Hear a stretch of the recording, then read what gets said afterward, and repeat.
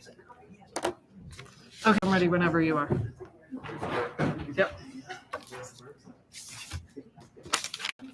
All right, we're going to call the meeting to order. This is the September 21st meeting of the County Planning Board. You know, roll call first. Sure. Ms. Bonacorsi? Here. Mr. Madden? Here. Mr. Dukakis? Here. Chairman Hansen? Here. Mayor Hauck? Here. Councilman Morgan? Here. Mr. Famular? Here. That's it. Okay. We have a public meetings law statement. Adequate notice of this meeting has been provided as required under Chapter 231 Public Law 1975, specifying the time and place of such notice is being sent to the retrospect and posted on the municipal building public notice meeting bulletin board for that purpose. Flag salute, please. I pledge allegiance to the flag of the United States of America and to the republic for which it stands, one nation, under God, indivisible, liberty and justice for all. Dan, do we have any correspondence we need to be aware of this evening? No. This time I'll call for public comment for items that are not on the agenda this evening, just for general public comment. If anybody would like to make any comments that aren't related to, that are just general comments, not related to any of the applications this evening, please come forward and let me sworn in. Seeing none, we'll close that portion. Any board comments on any matters not pertaining to any applications? Seeing none. First item we have this evening is a resolution. Our engineer, Mr. Bach, has a conflict with a forthcoming application on Station Avenue. Therefore, we got to appoint a conflict engineer. We had a conflict engineer appointment subcommittee, evaluating proposals, and we took the proposal from TNM that was submitted for the position in 2023, and we're looking to appoint Robert Hunter from TNM as conflict engineer for this case. Does everybody have a chance to review the resolution and what we're asking for this evening? Any questions or comments? Seeing none, I'll entertain a motion to approve the resolution or deny it. I move to approve the resolution to appoint Mr. Hunter as conflict engineer. For a second. Suzanne? Sure. Ms. Bonacorsi? Yes.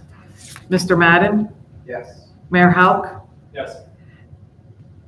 Councilman Morgan? Yes. Chairman Hansen? Yes. Mr. Dukakis? Yes. And Mr. Famular? Yes. Okay, we have a little bit of administrative business before we get to our cases this evening. First thing is approval of the August 3rd or August 17th, 2023 minutes. Has everybody that was here had a chance to review the minutes? And if so, are there any comments or questions, revisions?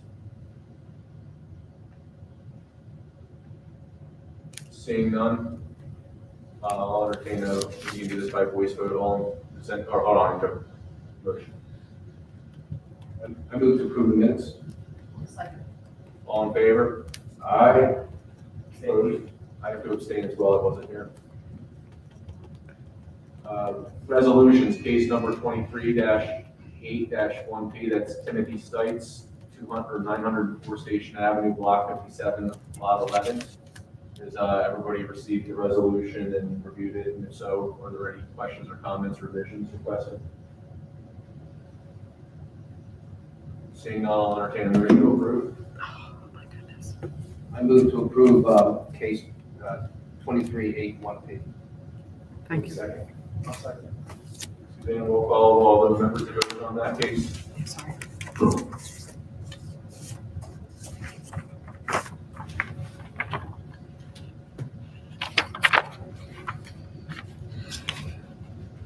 Mr. Dukakis? Yes. Councilman Morgan? Yes. Mr. Famular? Yes. Mr. Madden? Yes. Ms. Bonacorsi? Yes. That's it. Okay, one more resolution, that's case number 23-8-2P, Christopher and Jacqueline Russo, 1732 Sycamore Street, Block 94, Lot 2. Has everybody received the resolution, had a chance to review it? Any comments, questions, revisions requested? Seeing none, I'll entertain a motion to approve. Move to approve case 23-8-2P, Christopher and Jacqueline Russo. Second. I'll second. Roll call of the voting members. Mr. Dukakis? Yes. Councilman Morgan? Yes. Mr. Famularo? Yes. Mr. Madden? Ms. Bonaccorsi? Okay, let's move on to our applications in front of us this evening.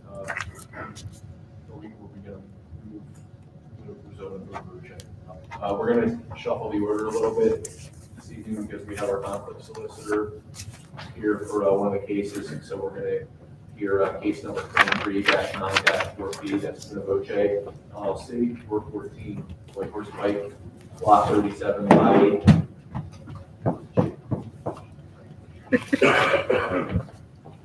Well, Laura, how are you? Hi, good evening, everyone.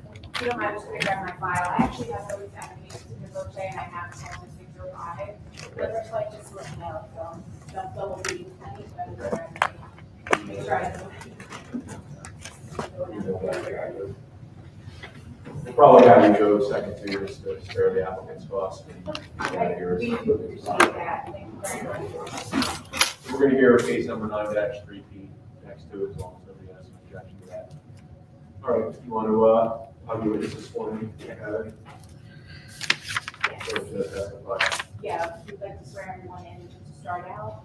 I have with us tonight, on behalf of the applicant, Novoche LLC, and for the board, and for the record, my name is Laura Johnson, attorney with Delta Lewis Law Firm, representing the applicant this evening. Our witnesses for this application, I have the applicant's contractor, Richard Hill, and I also have Marty Irving with Irving Design Group LLC. If the council wants to swear both those witnesses in. I believe we've had Marty in front of this board before, and he's been recognized as an expert in the field of planning and surveying, Marty, correct? I'm a licensed landscape architect and a professional planner. Okay. You got half of it. Close. Okay. So everybody's gonna testify, please stand and raise your right hand. Richard? Do you swear and affirm the testimony that you're going to give tonight is the truth, the whole truth, and nothing but the truth, so help you God? I do. Thank you. Thank you very much. So as I said, representing the applicant, Novoche LLC, who is the owner of 414 White Horse Pike. Could you turn on the microphone, please? Oh, I'm sorry, I didn't realize it was. It is I on. can speak into it, though. For the record, that's block 37, lot 8. We're here tonight for amended site plan approval for proposed site modifications that have arisen as a result of the ongoing construction of this property for the previously approved project. Just for the board's edification, the applicant was previously approved all the way back in 2017 to convert the existing building into multifamily residential apartment units and an addition in the rear, bringing a total of 8 apartment units approved, as well as site improvements like a parking lot in the back for all of the residential units. We came back to the board in 2020 for amended site plan approval that essentially included, I believe, some modifications for stormwater as well as a reduction in the size of the proposed addition. And the last time we were before the board was in May of 2022 for amended site plan approval again for temporary parking arrangement for the 4 units in the main or existing part of the building. Not the addition, but for the 4 apartment units to have parking while the addition was completed construction. So we've been under construction. I believe that Mr. Hill, the applicant's contractor, can clarify in terms of timeline where they're at with the current construction. We had some site changes while in the field that have arisen, which Mr. Hill and then Mr. Irving can also offer some testimony regarding those revisions to the site previously approved site plans include hold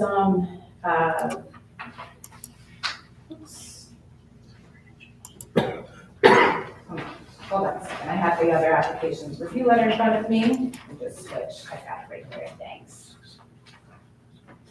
Relocation of the proposed trash enclosure. The trash enclosure is going to be moving from the southeasterly side of the building. This is a corner property at at White Horse Pike and Haddon Street, so it's moving to the southeasterly side of the building along Haddon to the rear of the building, which you'll hear testimony. I think that's actually would be preferable overall between the building and the proposed parking area.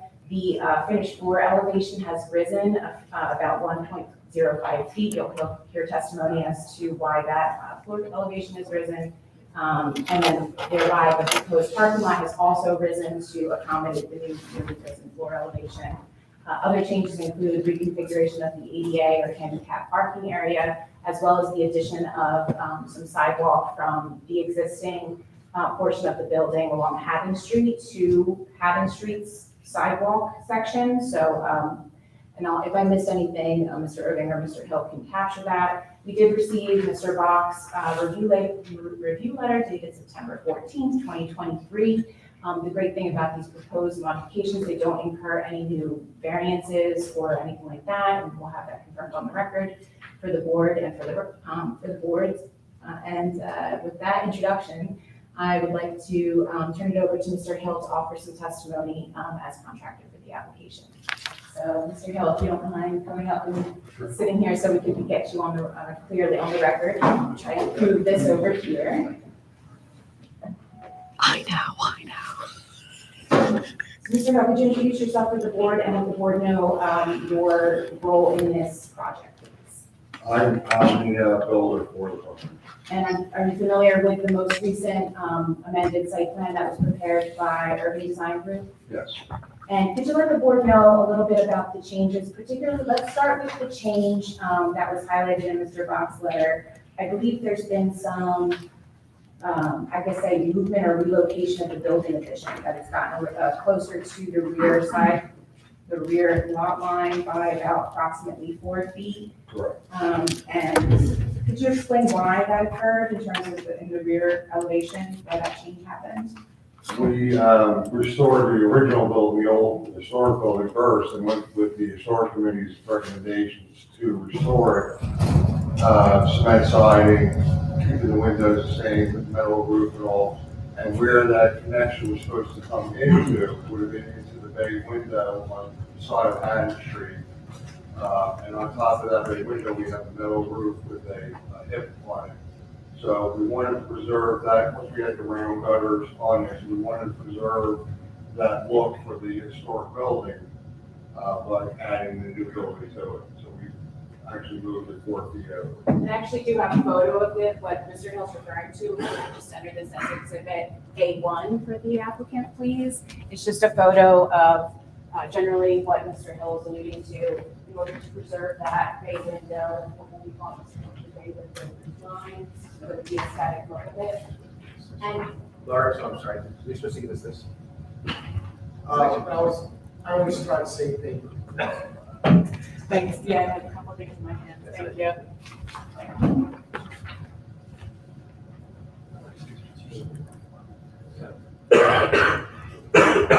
Before we move on, do we want to discuss the exhibit first?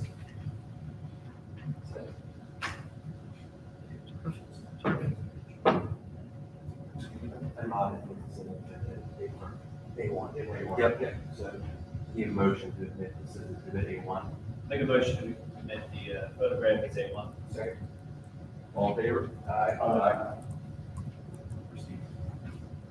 And so, Mr. Hill, touching back to that change, and this change to the rear of the building, the location, there's also been an amendment to, there was a previously approved distance of 75.21 feet from the proposed building addition to the rear property line, and now it's a distance of 71.1 feet.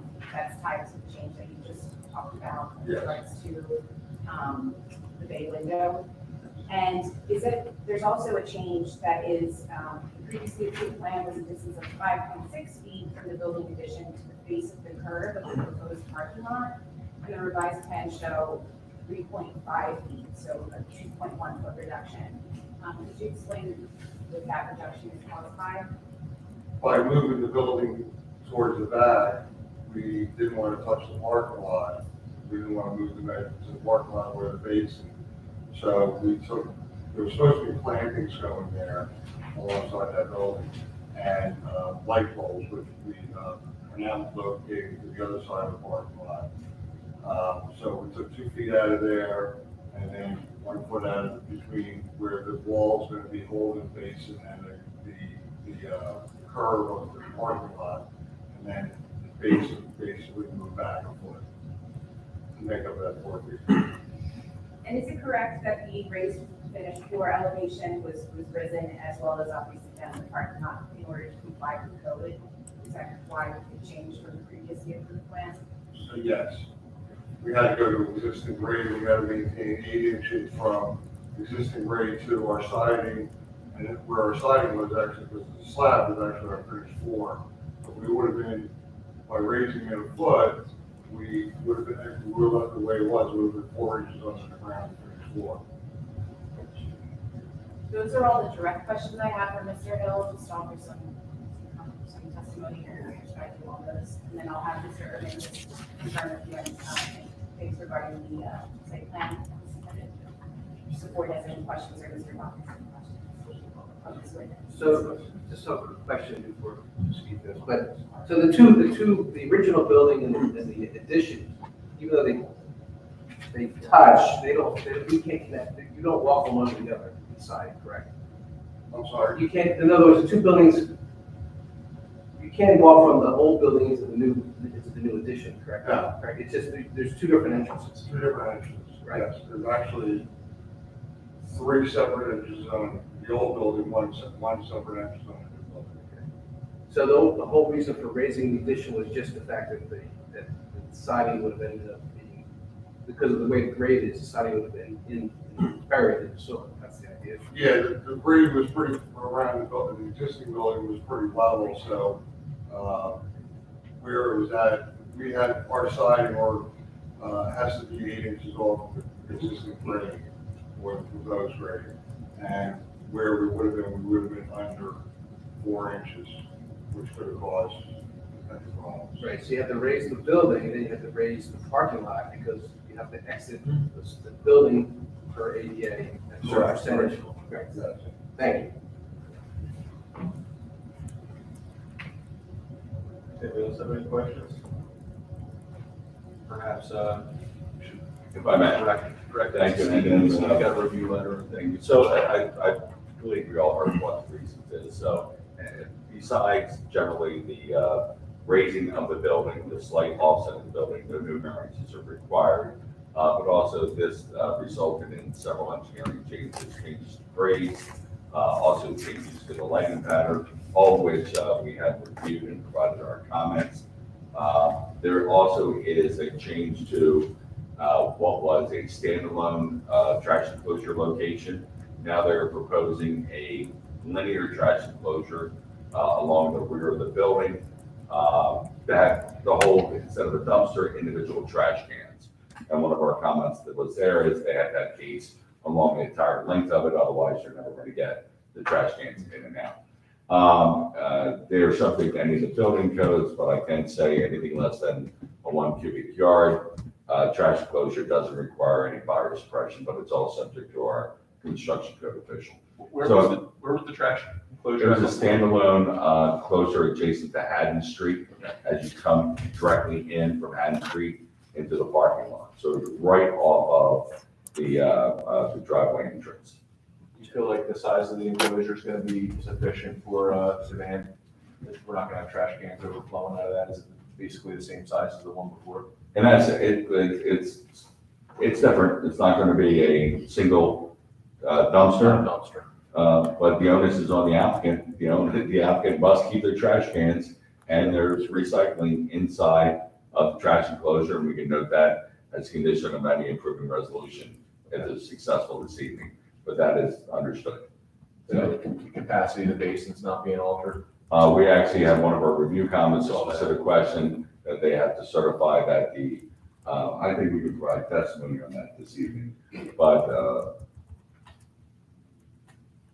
testimony that the storage capacity of the proposed basin is consistent with the previously approved basin. It appears to be, but I want the applicant's engineer or design professional to indicate that. So that's in essence the summary of our review. I'll ask Mr. Irving and also the applicant, do you agree to comply with all the engineering comments as outlined in our September 14th, 2023 review? Yes. And could you provide us that testimony regarding the basin? The basin is identical to what was approved under the Pinoni plans. Any discrepancy on my plan will be revised to match the Pinoni plan. And I believe the only discrepancy is a 0.25 difference at the end of the wall right here. I thought it would be better to keep that dimension lower than the spillway, but the Pinoni plan has it higher, so we'll make it higher. So if you follow the previously approved stormwater plan, then there are no drainage calculations that I would suggest would be required. So it's your intention to keep what was previously approved, build what was previously approved, and not make any modifications to stormwater management? Yes. Thank you. That's all I have. Anybody have any questions or comments for Steve? Mike's gotta go. I have to go, police emergency. Okay. Good luck, Mike. Thanks. Just a quick question. Minutes. Just to Was let there- the show that Michael had to leave at 7:22. Yep. Back, thanks. Testimony about, previous testimony earlier about moving shrubs or trees from where they're supposed to be to the other side, or is? These were plantings that are adjacent to the foundation plantings, nothing to do with any of the buffering to the adjacent residential. These were just plantings, foundation plantings Okay, that you see up against the buildings, but they are relocating plantings, nothing that would affect any of the buffering that was previously considered by this board. okay, so the bufferings are. The buffering to adjacent Kings Run is unaffected by this. I remember that was a big issue. Yes. Was the buffering with Kings Run. Location of the basin and location of those plantings along the property line remain unchanged. Correct. Steve, I have a question about the trash.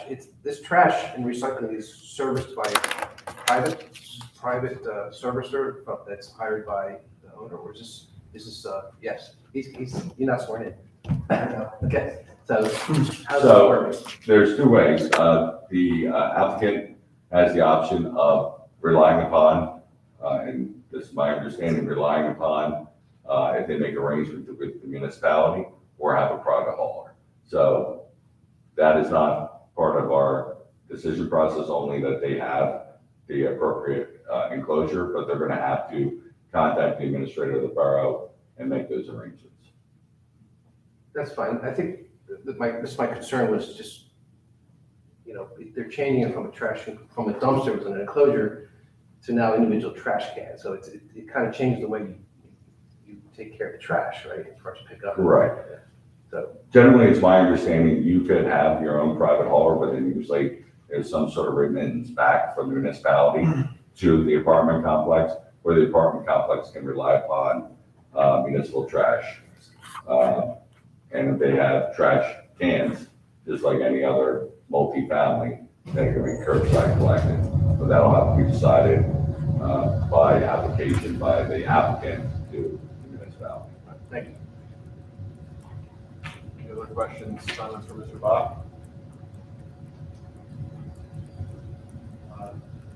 Any more questions, comments for the applicant or professional? Open the hearing up to the public. If anybody in the public wants to come forward and speak on this application, come forward, we'll have our solicitor swear you in. You can ask questions and comment as you feel fit. Mr. Morgan, you want to come forward first? Yeah, I'm here. You swear to affirm that the testimony you're about to give is the truth, full truth, nothing but the truth, so help you God? I do. Thank you. Chris Morgan, I'm here on behalf of the Historic Preservation Committee. I was asked tonight to, by one of the other members, confirm that there was no parking in front of the property. There was concern as there were vehicles parking in front of the property recently. And they just wanted to confirm that was temporary, I guess, during construction. And that nothing about this application will change that. There will be no great any parking that's occurring temporarily. Just the parking, once we remove. So I can remove, and it's just like a original. Right, yeah, so Ms. Former, if I may, so is there any changes in this RV, you can stand up here as well? Are there any changes to the proposed parking configuration that was previously approved? And then the only other issue is, and I apologize if I didn't have a discussion. I know in the application, there's a walkway from the front porch that had a street sidewalk.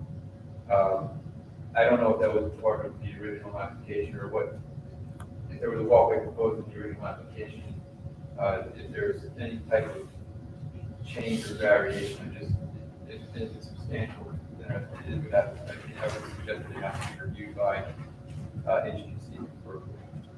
That's new as of this plan, and it's simply a walkway from this existing set of steps and entry to the former building out to Haddon Street, so that these folks don't have to walk across the lawn. Is it just a plain concrete walkway? Yes, 3-foot wide concrete walkway. Yeah, I can't imagine that it would be problematic for them, but I know they, a lot of members of the HPC prefer to be consulted with before, before just having it decided without their input. That's it.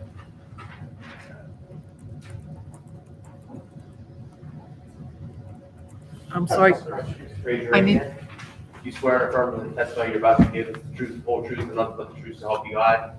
Yes. Thank you. My name's Douglas Hill, 501 Whitehorse Pike, Haddon Heights, New Jersey. I'm across the street from this property, and I have a couple questions. One, with regard to the rearrangements with parking and the elevation changes, how is that going to affect stormwater runoff? Because they've already clear cut the lot.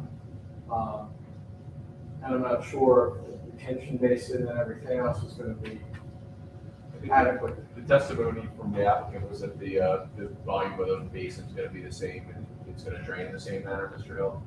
Mr. Irving. I don't, those should be unaffected. The elevation came up a little bit to accommodate the ADA ramp, but it's not gonna affect the flow of the direction or the I haven't volume. seen any of the plans.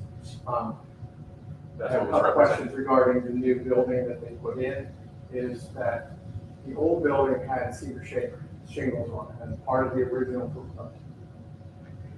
approval was that to make the look of the old building was supposed to be continued through.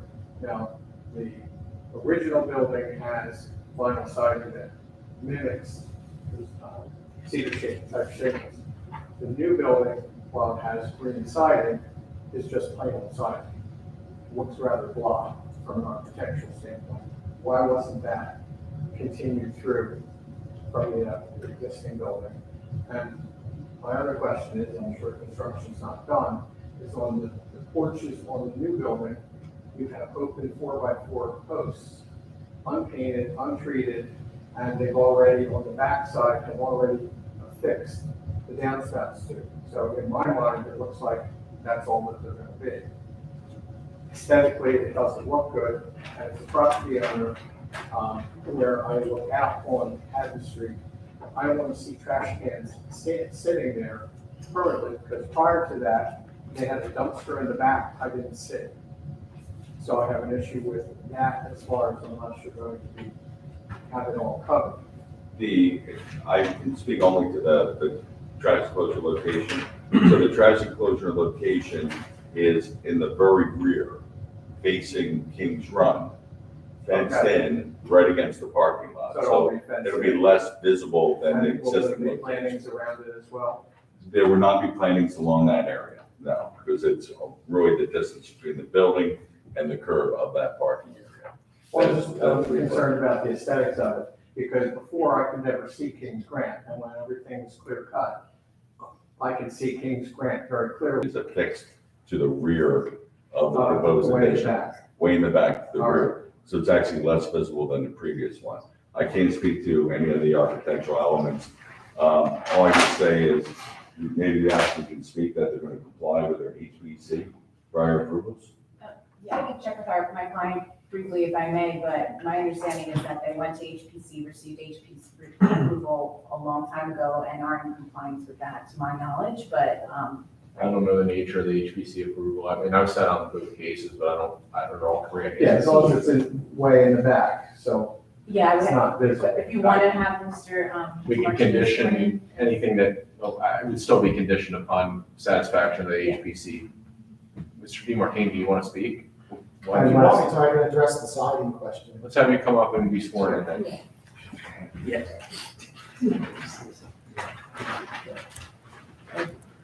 You swear and affirm that the testimony you're about to give tonight is the truth, the whole truth, and nothing but the truth to help you God? Yes. Thank you. In regards to his question about the siding, The historic preservation requirements were for the existing house, and the addition was not subject to historic regulations because it's new construction. And there was debate whether we should try and duplicate the siding or make the actual addition look like a new addition to kind of create, this is the antique house, this is kind of a newer version of it. So the difference in siding was done deliberately. All right. It's a subjective thing. Yes. Thank you. Last question regards, once things have been finalized, the landscaping plan as far as also the new trees that need to be planted throughout. Yes. And is that available?